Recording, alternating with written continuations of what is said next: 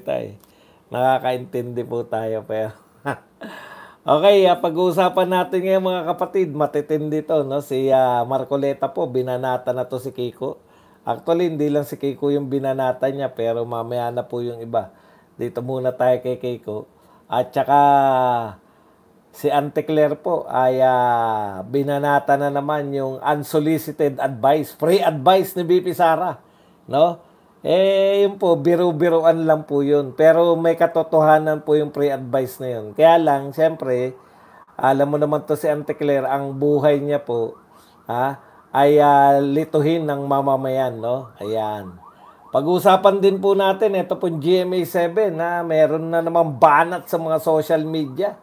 Alam mo naman, ito po, parang ano na, no? Meron na talagang banatan na nagaganap sa mga social media personalities, lalo na po sa mga vloggers at saka dito sa mga malalaking network. Yan.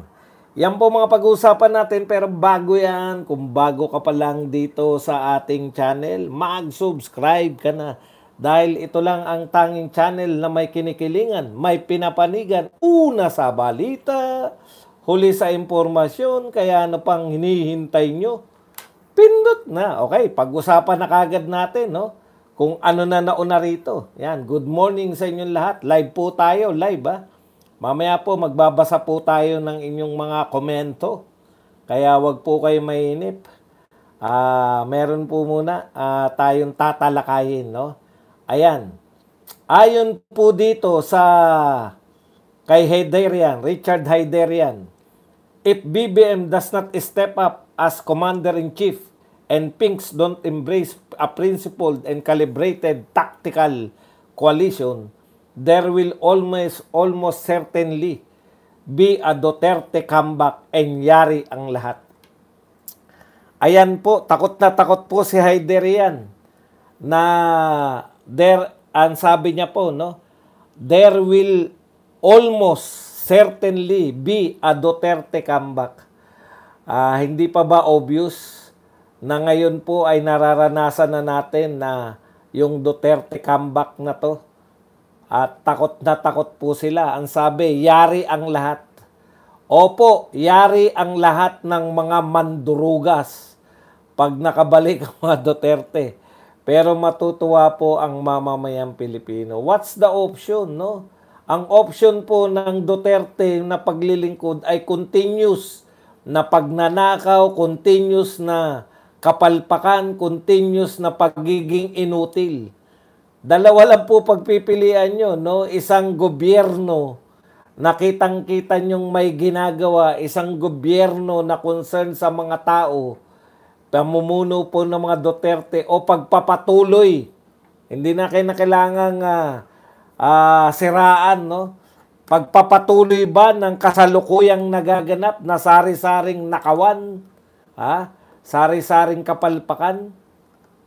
Ito na po ang pinaka-worst sa lahat po ng mga kapalpakan. Itong flood control projects.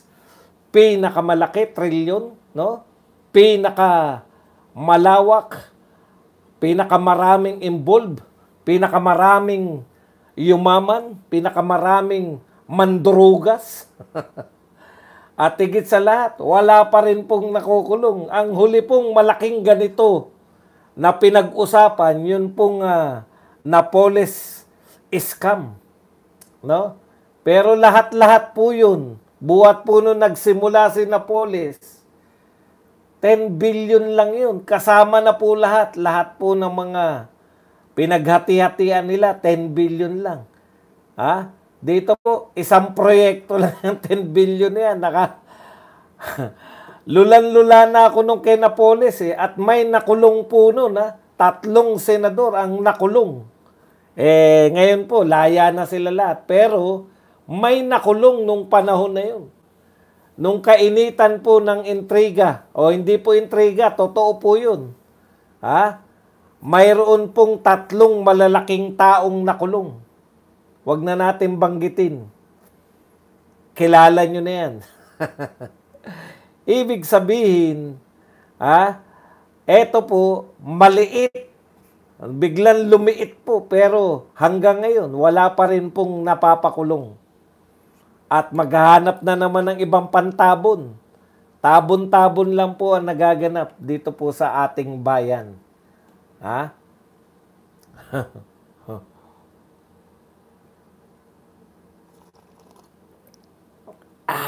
Okay. Isa-isay natin yan. Opo, yung sa Davao po, hindi ko po alam yung kung ano, pero nakita ko po yung mga malalawak, napakalalawak po ng mga paggawain doon, yung mga, ang lalaki po talaga yung coastal road. Nakita ko po yun. Talagang manghang-mangha ako. Oh, talagang incomparable sa mga bumabanat po sa Davao. Punta kayo, welcome naman kayo doon. Wala namang problema doon. Okay. Ito po, unahin na natin kung ano yung nauna rito sa ating, ayan. Ito po, banat ni Abante. Naku, parang biglang tumanda na si Abante rito sa picture na to. Sabi po ni Abante, sa another round po ng banatan nila with the Duterte brothers, sabi po ni Abante, magkano ba ang pondong nakuha ni Congressman Pulong Duterte nung congressman siya nung panahon ng kanyang father? Tignan nyo po same yung style. Alam mo Abante, talo ka na dyan sa style mo na yan. Opo, talo yan. Yan lang po ang natalo na nakaupo ngayon bilang congressman. Pastor Abante, hindi ka raw dapat tawaging congressman, sabi ni Pulong Pastor Abante.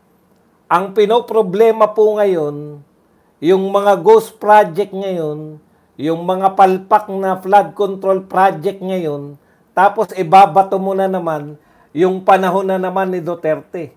Wala nang naniniwala sa inyo dyan. Abante, hindi mo ba naintindihan? Talo ka. Ulitin ko, talo ka. Talo ka, pastor. Abante. No? Dahil sa kababanat nyo sa Duterte, talo ka. Pinaupo ka lang ni Boy George. Pero talo ka. Hindi nyo naunawaan Ulit-ulitin nyo man sa tao. Ngayon may nakawan, tapos ibabato mo na naman ulit. Nung panahon ni Tatay Digong, ang laki ng pondo mo. Natural, malaki yung Davao City, kung hindi mo maintindihan yan, katiting lang po ang Metro Manila. Opo, yung buong Metro Manila na katiting lang po yan sa Davao City. Yung buong Metro Manila na binubuo po ng ilang syudad, 12 syudad at isang munisipalidad, katiting lang po yan sa land area ng Davao City. Ang tanong, meron ba kayong problema sa pagpopondo sa Davao? Ito sagot niya ni Acting Mayor Baste Duterte. Transparent naman yung DPWH at yung kapatid ko. Kung gusto talaga nilang tignan, wala kaming problema dyan. Kayo, yung may problema, tignan nyo yung mga sarili nyo. Napapahiya ka tuloy, Abante. Transparent pala, hihingi ka lang ng kopya, ayaw mong humingi. Bakit ayaw mo humingi? Para palabasin mo na magkano ang pondo, tanong-tanong.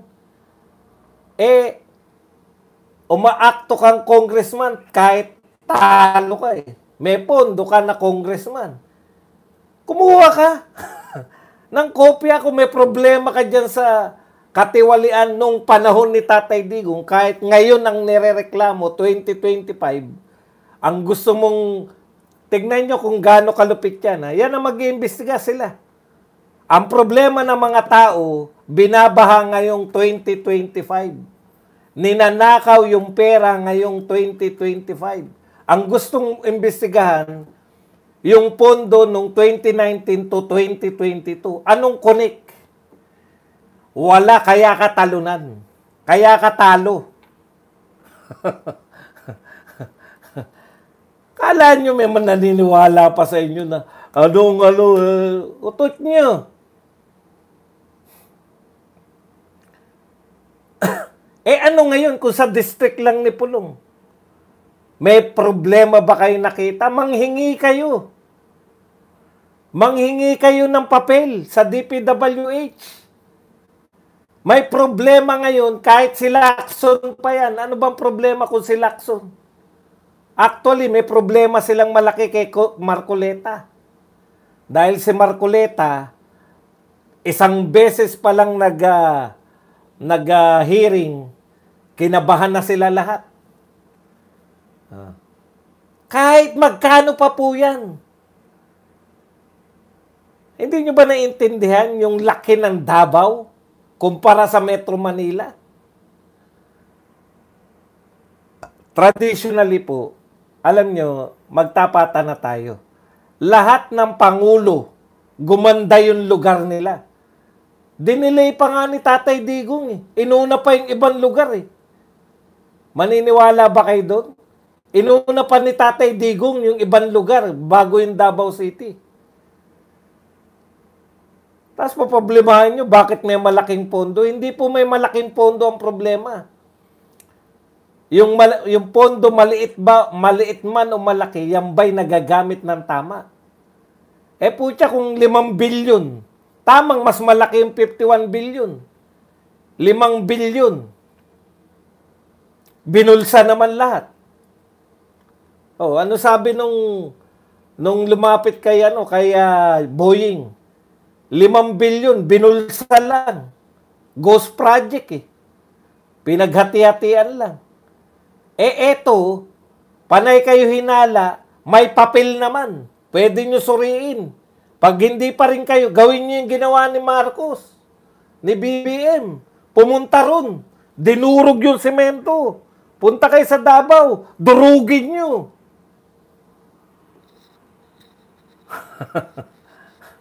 Hanapin nyo yung ghost project. Yung ba gusto nyo na naman palabasin ngayon, meron na naman, Davao na naman. Yan yung problema sa inyo eh. Lahat sinasagot, lahat pwede nyong alamin.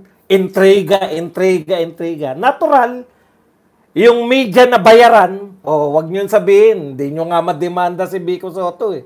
Kayong mga medyang bayaran, siyempre, dadalhin nyo na naman yan. Davao na naman ang may problema. Utot nyo, wala nang naniniwala sa inyo lalo. Katulad nito, baka makalimutan ko lang. Ito po, ang sinabi dyan sa media-media na yan.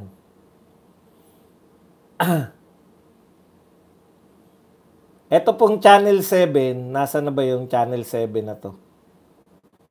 Magpakita ka Channel 7. Yan. Ito po, GMA Network. Bilang magulang, inamin ni Chris Chu na nakakabahala ang pagkalat ng misinformation at disinformation sa social media. Binabanatan nyo na naman social media, may misinformation at disinformation. Kayo to nagdadala ng problema na naman ng Pilipinas ngayon, nasa Davao na naman. Media po nagdadala niyan. Mahiya naman kayo. Yung Bulacan bang Ghost Project nasa Davao? Bulacan nga eh. Yung dinurog ni Marcos na semento, Davao ba yun? Yung Mindoro, pinakita ng governor ng Mindoro. Wasak agad. Iisa yung bakal na nakita, napakaliit pa. Nasa Davao ba yung Mindoro na yun? Sinabi ng Pampanga, Governor Lilia Pineda, bago magkaroon ng flood control project si Dong Gonzales, ang baha sa kanila hanggang tuhod lang. Bumababa agad. Nung nagtayo ng flood control, hanggang dibdib na. 2 buwan na, hindi pa bumaba. Nasa Davao ba yan? Ano yung pinapakita sa Davao? Wow, ang ganda. Wow, ang tibay. Wow, walang ghost project. Pero ang iimbestigahan ng mga congressman, Davao City. Nasa Bulacan yung ghost project, sa Davao kayo mag-iimbestiga. Nasa Pampanga, hanggang dito yung dibdib, 2 buwan ng baha. Sa Davao City kayo. Nasa Mindoro yung wasak agad, 1 bilyon per kilometer. Warak agad. Sa Davao City nyo imbestigahan yung Mindoro. Napakatino talaga ng Pilipinas. Sino yung mga mag-iimbestiga? Bata lahat ni Martin. Bakit si Abante atake ng atake? Talo kasi siya. Kung hindi siya magiging attack dog, baka hindi siya manatili sa pwesto. Pastor na lang siya. Mahirap pong pag natikman mo na kung gaano kasarap maging congressman, mahirap maging pastor ulit. Yung mayor ng Maynila, nagre-reklamo. Ang laki ng pondo nyo, bilyon-bilyon ng pondo ng congressman sa flood control. May baha pa rin. Davao ang iimbestigahan? Ang tindi talaga ng utak nyo. Malupit kayo sa lahat. Kaya galit na yung mga Pilipino. Ha? Tapos palalabasin nyo lang, titira na naman kayo sa mga Duterte. Nung panahon ni Digong, ngayon binabaha. Ngayon may malaking pondo. Ngayon maraming magnanakaw. Ngayon nakikita kung gaano kaganid yung mga kontraktor, mga taga-DPWH at mga congressman. Ngayon, iimbestigahan nyo noong 2020, 2021, 2022.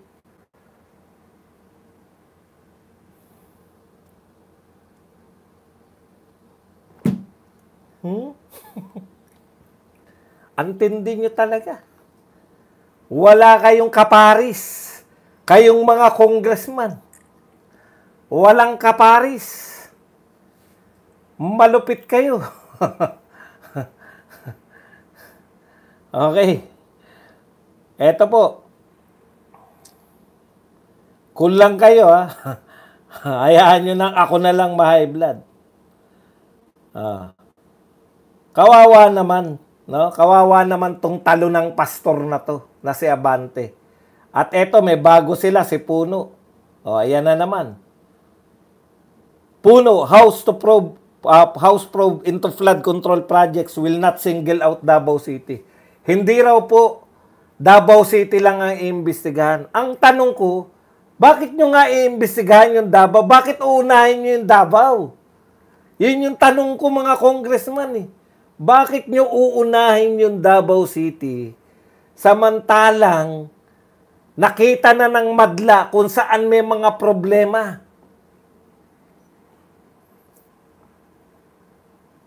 Batangas pa. Sa Batangas nagkasuhulan. Sa Davao kayo mag-iimbestiga. Patawa talaga itong mga congressman natin.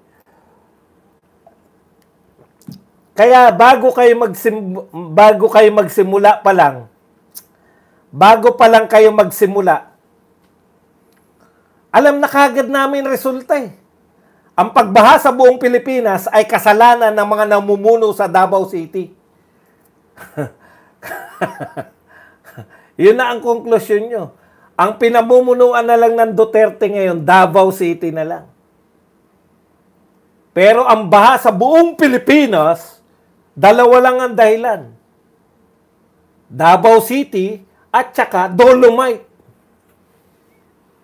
Na parehong may kinalaman sa mga Duterte. Kaya yung nakakulong, yun. Yung nakakulong sa Netherlands, pinakulong ninyo sa Netherlands, siya ang may kasalanan ng lahat ng baha sa mundo. Munduhin nyo na. Bakit Pilipinas lang? Sa buong mundo na para involved na naman yung ICC. Dagdag na kaso.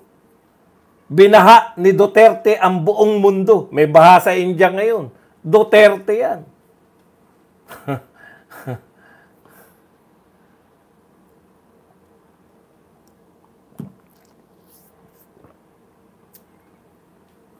Di ba? Ngayon, lantad na. Ang tanong, may nakulong ba? Wala. Wala pa rin. Wala pa rin nakakulong. Bakit wala nakakulong? Nagalit na si BBM, hindi pa ba sapat yun? Hanggang galit lang ba? Hanggang galit lang pala tayo. Nagalit na, Sabi, ilang beses na nagalit, Ni isang araw, walang trinabaho, nakakagalit, pumunta sa bundok. O yung Benguet, hindi nasasalo yung mga bato. Ang purpose ng pagtatayo ng establishmento na yun, kung ano man ang tawag doon, pansalo yan ng mga bumabagsak na bato. Hindi nakakasalo, walang silbi. Ano sabi ni BBM? Para tayo naghulog ng pera sa ilog. Nag-aaksaya lang tayo ng pera.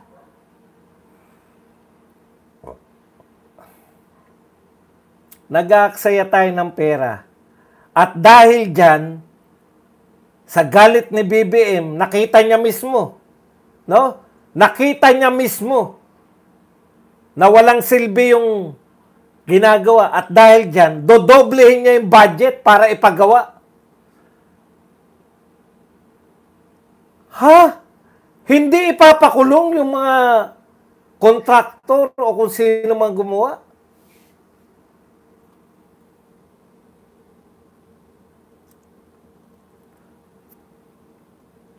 Hindi ipapakulong. Walang ipapakulong. Dadagdagan pa pondo. Same contractor. Sabi ng contractor, ayos talaga. Susunod nga, papalpakan ko, baka quadrupluhin na.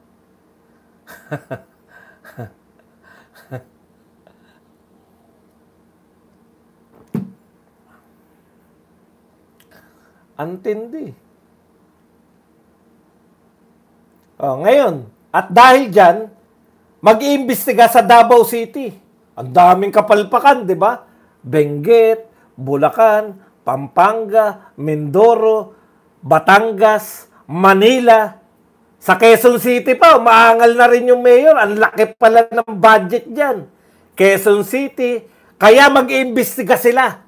Dahil mga mayor, governor, umaangal. Imbestigahan nila ang Davao City. Palakpakan naman natin. Napakahusay niyong mga congressman. Kaya ang konklusyon, Davao City, ang problema, yung mga namumuno sa Davao City, ang problema ng bansa natin. Kaya dapat silang puksain.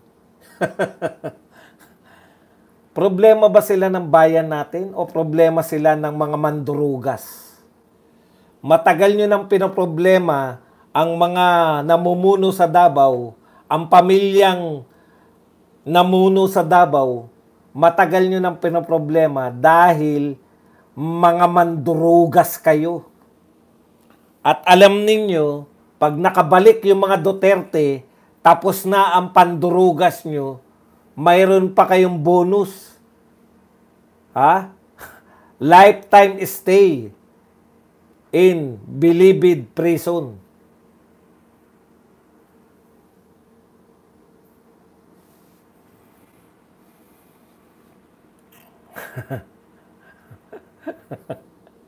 Puta, kung saan-saan nakita na natin sa dalawa nating mata. Kitang-kita na natin yung problema. Nakigalit pa tayo. O ano ngayon ang solusyon? I-lifestyle check natin ang mga gobyerno para magalit uli kayo ng panibago. Magagalit na naman kami. Galit na lang ng galit. Pwede ba magpakulong naman kayo? Hindi po pwede. Dadagdagan nga namin yung pondo na may mga palpak eh. Kung ano may palpak, doon natin bubuhusan ng pondo. May palpak ba dyan sa Pampanga? Doblehin natin pondo. Hindi po kami nagbabalita. Ha?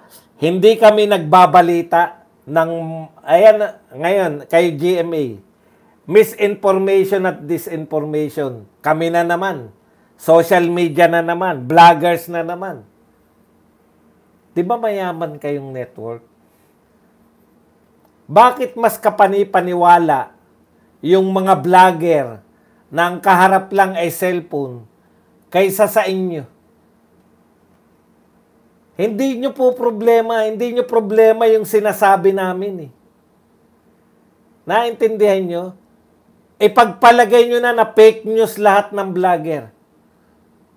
Bakit hindi pa rin, despite sa inyong kwalta, Despite sa inyong kakayahan, despite sa inyong laki ng pondo, umaangal pa rin kayo ngayon na yung mga maliliit na mga social media vloggers ay nagpapakalat ng misinformation, disinformation. Bakit kayo namumblema kung tama naman yung sinasabi nyo?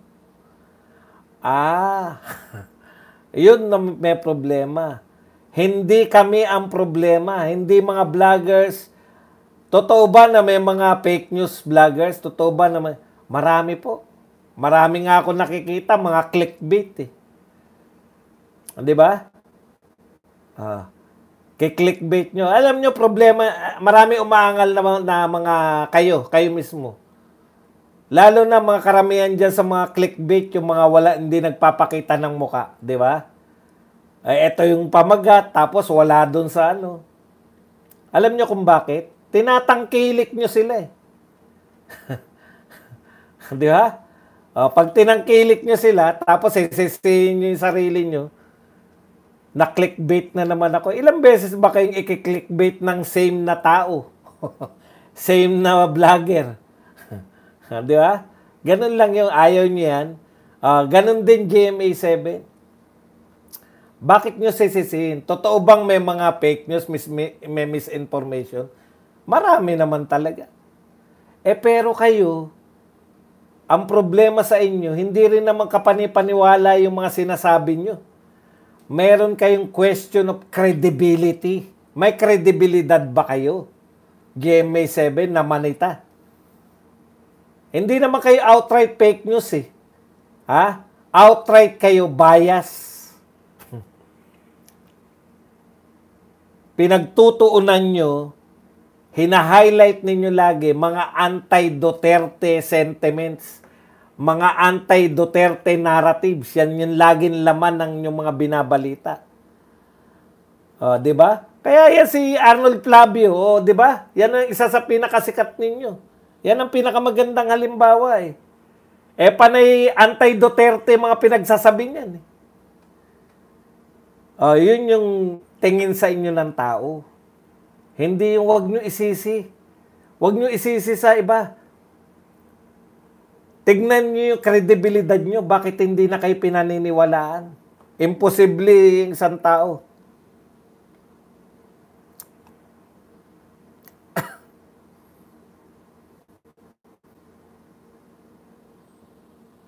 Okay, balik po tayo rito.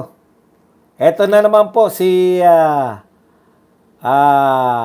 isa pang attack dog, si Castro, si Auntie Claire Castro. Alam nyo, hindi ko maintindihan, napapanood ko lahat ng mga interview ni BP Sara. Wala akong maintindihan, hindi ko makuha itong sinasabi ni Auntie Claire eh. Hanggang basa, kaya binasa ko po. Sabi kasi ni Auntie Claire, sinabihan niya si BP Sara, prove flood solutions in Davao first.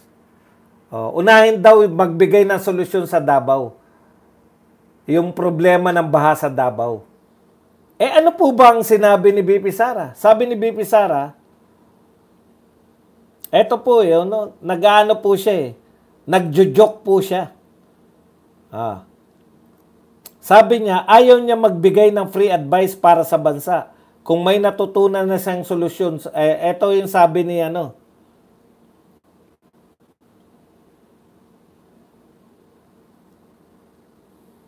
Ito muna yung atake.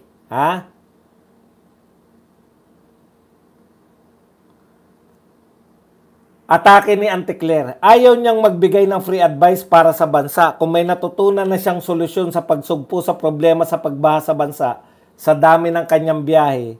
Ibigay na niya ang free advice niya kay Acting Mayor Baste ng Davao City. Ayan. Yan yung atake niya, no?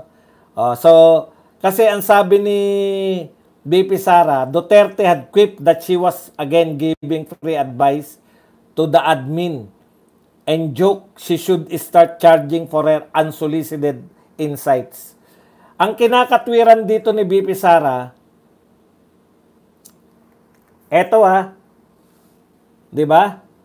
Eto po, Vice President Duterte earlier urged President Marcos to seek counsel from overseas Filipino workers on national issues, stressing that Filipinos abroad are the best consultants on global best practices. Tama yung sinasabi ni BP Sara. Ang pinakamagagaling na consultant, mga OFW, dahil nakatira sila doon sa mga bansang maunlad. Tama ba? Ako lang, dumadalaw lang ako, nakita ko kagad yung diferensya ng mass transportation natin. Pag nakikita mo talaga, halimbawa sa Hong Kong na lang, nakikita mo panay train yan. Sa Lasabat, ang liit lang ng Hong Kong. Pero patong-patong po yung train system. Ilang kulay yun. Panay po train, panay po subway. Mabilis po yung galawan ng mga tao dahil sa train system. Yun yung sinasabi ni BP Sara. Nararanasan niya ng mga tao yung mga best practice dyan sa mga mundo. Sa buong mundo. Ngayon, kung umiikot si President Marcos, dalawin niya at makipag-usap siya dito sa mga OFW, yun yung yun yung unsolicited advice ni BP Sara. Kung total umiikot na rin lang si BBM sa buong mundo, magpakita na siya sa mga OFW, kausapin niya para malaman niya kung anong ginagawa ng gobyerno sa mga mayayamang bansa na hindi ginagawa sa Pilipinas. Pangit bang sabihin yun? Sa tingin niyo ba masamang sabihin yun? 'Di ba? Ang ganda, 'di ba? Tama ba 'yun? Sino po OFW sa inyo? Meron po ba kayong nakikita diyan? Halimbawa, ikaw Sherry. Meron ba kayong nakikita diyan sa Japan na sa tingin nyo kung ina-apply yan sa Pilipinas, gaganda ang buhay natin?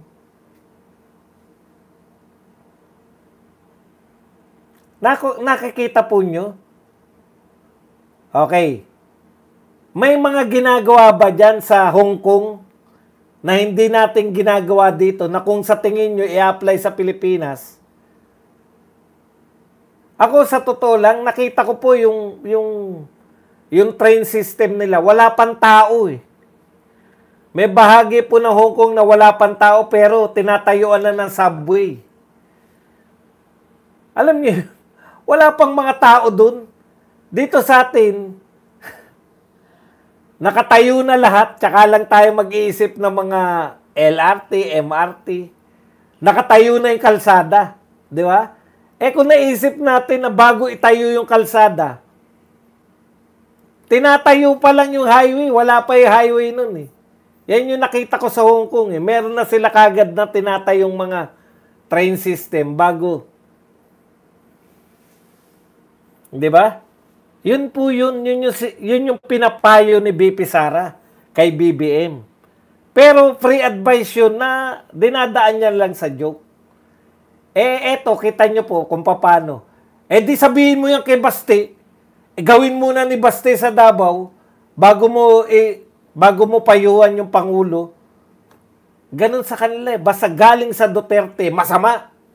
Galing sa Duterte, kahit maganda na yung sinasabi, wala sa kanila yan. Kinakailangan ng pakikinggan lang ni BBM. Yung pinsan niya lang, yung asawa niya lang. Yung mga congressman lang, patay tayo dyan. Di ba? Patay tayo dyan.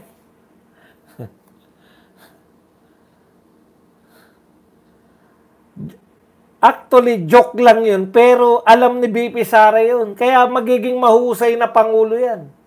Dahil kumukuha siya ng mga impormasyon sa pag-ikot niya.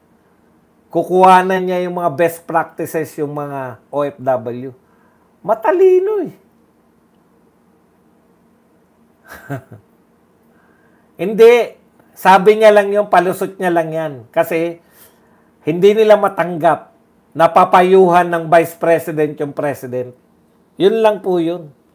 Okay, punta na tayo rito kay Marcoleta. Baka makalimutan ko. Ito ang main na ano natin eh. Binanatan po ni Marcoleta tong si Kiko Pangilinan.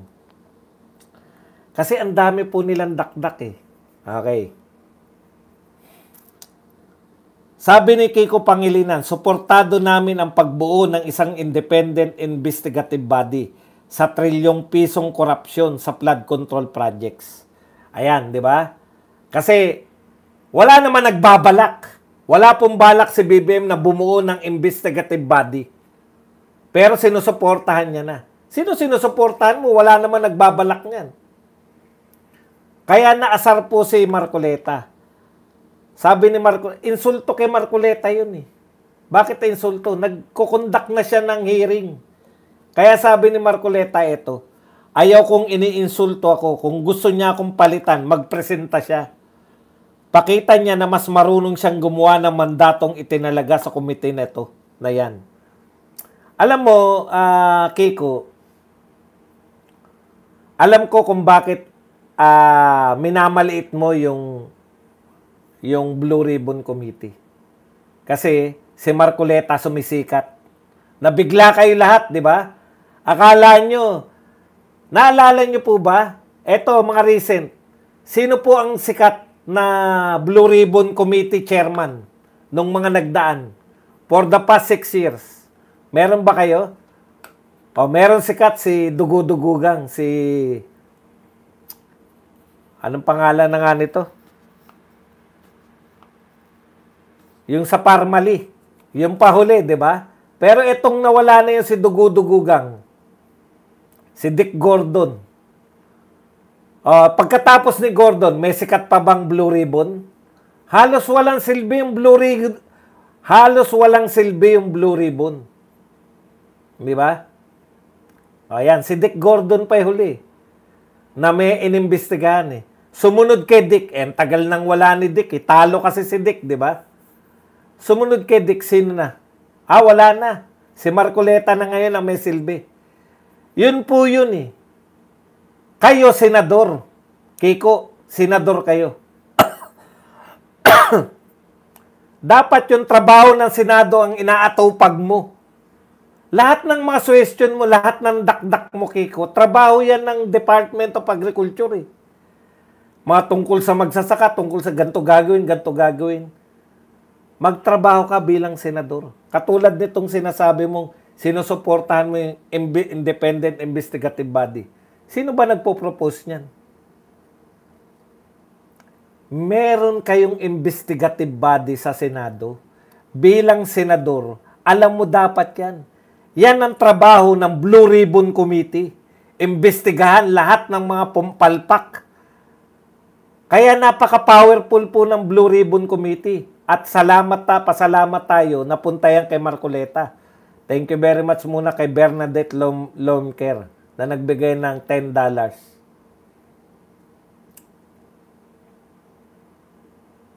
Di ba? Pasalamat tayo si Marcoleta yan. Kasi yan po yung trabaho ng Blue Ribbon Committee. Lahat po ng mga nakawan, lahat po ng mga katiwalian sa gobyerno, yun po ang trabaho niya, mag-imbestiga ng mga katiwalian sa gobyerno.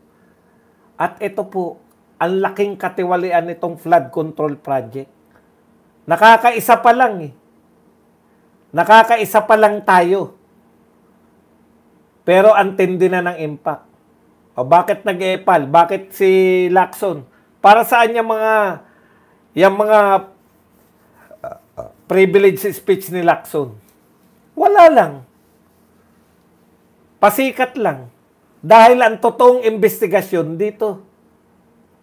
Ang privilege speech po, tandaan nyo, pwede mong sabihin dyan ang lahat at hindi ka pwedeng sampahan ng kasong libel. Lahat pwedeng sabihin dyan. Kadalasan ginagamit po yan ng mga congressman at mga senador pang-atake sa mga kalaban nila.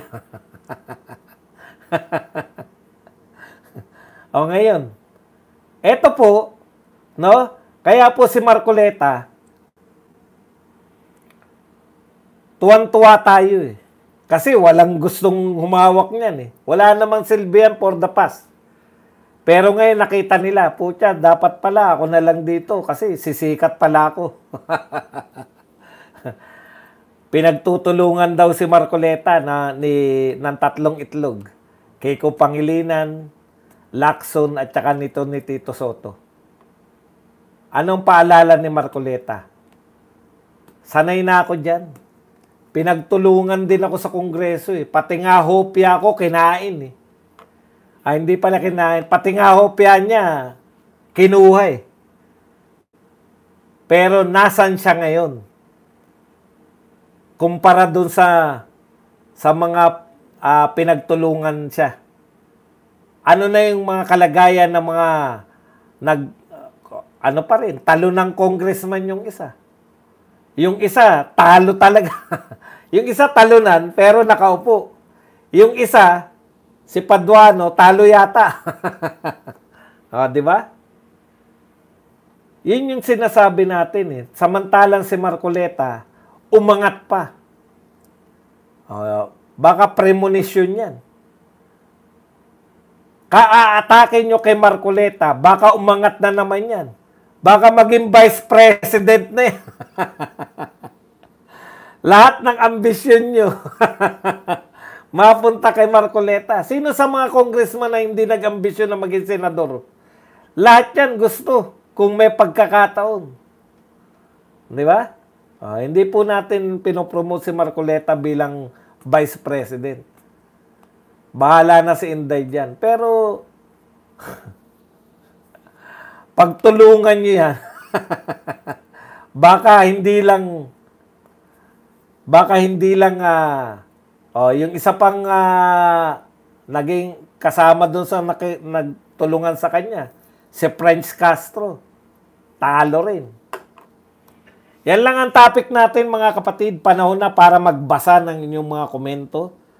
At